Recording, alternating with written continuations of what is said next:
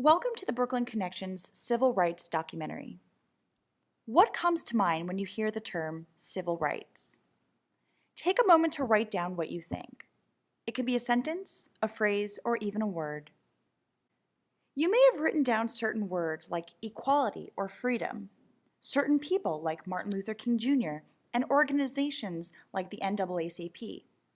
You see, civil rights is a difficult term to define.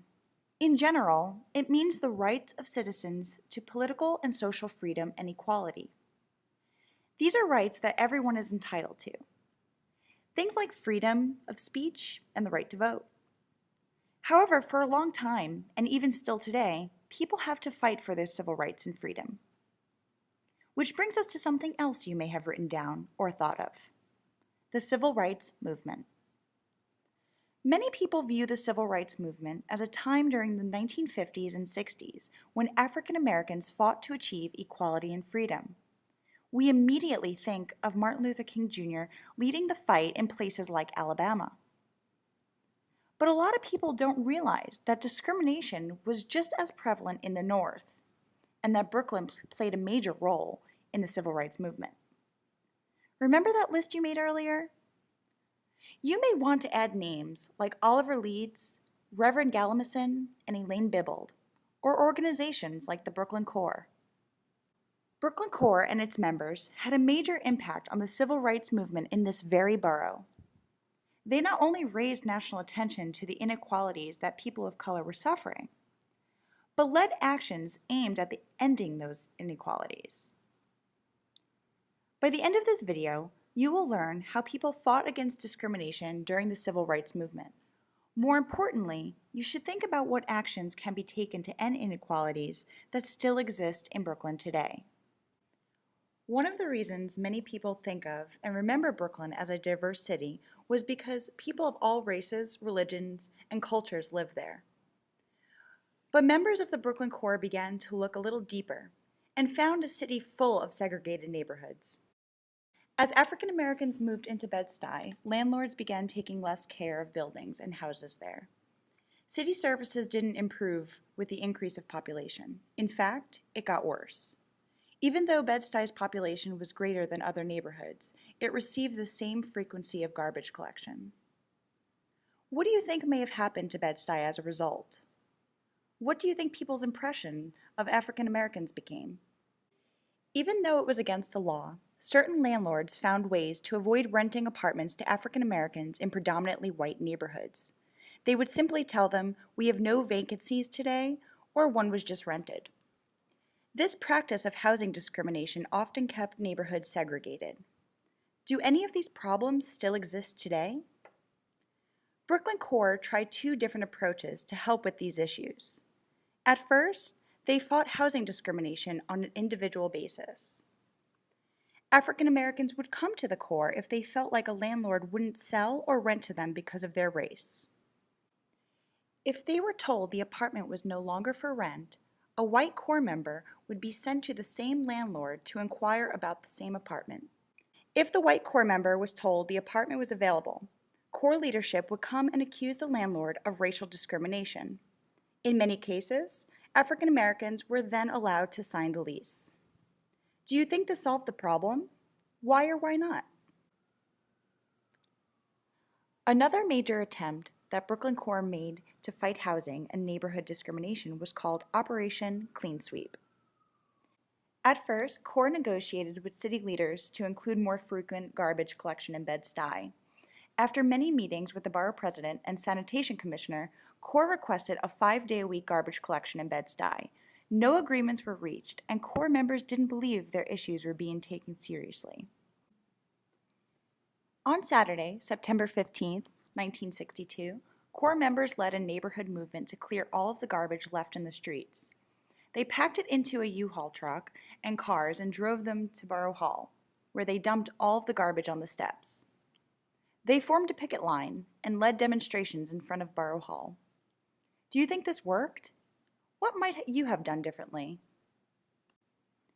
Many African Americans and Puerto Ricans were discriminated in the workplace as well. Ebbers Bakery chain, for example, refused to hire African Americans even though their locations were in many ethnic neighborhoods. Like most other direct action attempts, Brooklyn Core tried negotiating at first. After talks with Ebbinger's management didn't lead to any agreements, Brooklyn Core started organizing picket lines outside of some of their stores. What are picket lines? Do you think this strategy worked? Why or why not? The picketing went on for weeks with minimal results. Ebbingers continually promised to hire more African Americans but never followed up on their promise. On August 17, 1962, Brooklyn Core had a meeting with Ebbinger's management. Once again, they reached an agreement. In the document, Ebbingers agreed to hire a part-time saleswoman immediately and hire 2 part-time saleswomen to work Fridays and Saturdays each week. Would you have trusted Ebbingers? Do you think they would hold up their end of the agreement? Brooklyn Core's leadership decided to take things up a notch to prove they were serious. Instead of picketing in front of the stores, protesters met at the baking factory early the following morning. They sat in front of the delivery trucks and refused to move. They held signs such as, "Don't buy where you can't work." Do you think they were taken seriously? What do you think happened as a result of this? The main Brooklyn distribution hub was shut down that morning. These dramatic tactics helped Brooklyn Core become recognized across the country. This proved to be the straw that broke the Ebbingers' back, according to Ollie Leeds.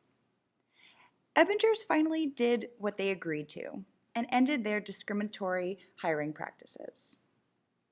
Brooklyn Core continued to use these tactics in order to fight discrimination. They boycotted and picketed outside places like White Castle and Woolworth to fight for equal job rights.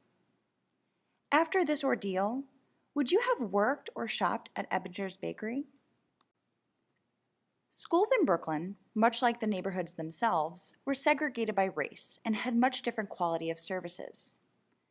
Schools that had a majority of African American students often had less materials, overworked teachers, and fewer extracurricular activities. As a result, they were behind academically compared to students in white communities. Does this type of problem still exist today? How do you think this affected students who went to those schools? Jerome and Elaine Bibble's children experienced this firsthand. After a fire at their home, the family moved to Park Slope and were assigned to a new zone school, PS 282, whose student body was more than 70% African American and Puerto Rican. The Bibbles' oldest child, Douglas, was in the gifted and talented program at his former school. But at PS 282, he was receiving a much different education, which had substandard academics and few enrichments. How would you have reacted? The Bibbles went to the Brooklyn Core, and with their support, decided to take their children out of PS 282 and sent them to an all-white school in another section of Brooklyn. But many people in the community did not support the Bibbles, including the Board of Education. In fact, the school board actually took the Bibbles to court on charges of child neglect for refusing to send their children to the school assigned to them. There was a delay in the Bibbles' sentencing, which enabled Brooklyn Core to lead a direct action protest against the school board. Brooklyn Core and other supporters went to the office of the Board of Education superintendent. They staged a sit-in demonstration until an agreement could be negotiated with the board. What is a sit-in? Why was this such a big deal? This protest was one of the most important desegregation cases in Brooklyn history. The sit-in changed the outlook of the board and reassigned the children to PS 130, a school with better academics. Why was this strategy effective? In what ways was it not effective? Throughout this documentary, we've examined how Brooklyn Core attempted to make people aware and end discrimination in Brooklyn.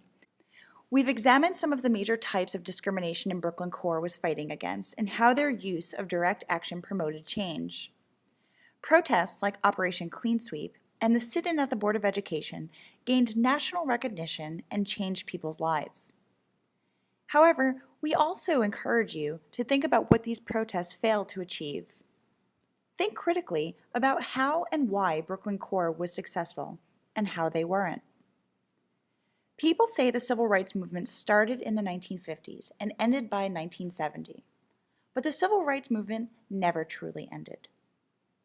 What types of discrimination still exist in Brooklyn today, and if people are even aware of it? You have the power to promote change and continue the civil rights movement, but much like Brooklyn Core, you need a plan. Check out the last page of the packet to help you form your own action plan. Here are a few things to consider. How can you raise awareness about it?